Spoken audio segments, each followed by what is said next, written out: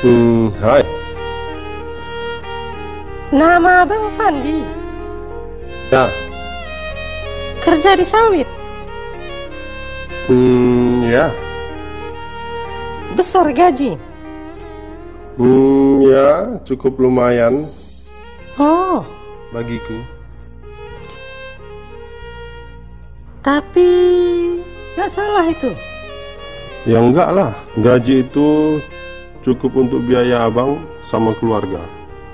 Cukup untuk beli rumah, mobil, kebun, sama ternak sapi. Kadang janda muda pun abang kasih duit. Ya itulah.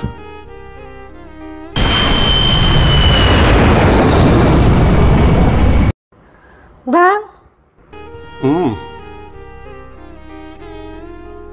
adek mau loh jadi istri kedua. Enggak, satu aja cukup. Please jadi adik yang kedua. No, Please, no. please, No. please. Adek ikhlas bang. Enggak semua karyawan sawit begitu. Bagi kami keluarga itu nomor satu. Jadi sorry. Kirain abang mau. Enggak lah. Tapi kalau ada yang maksa, oke lah.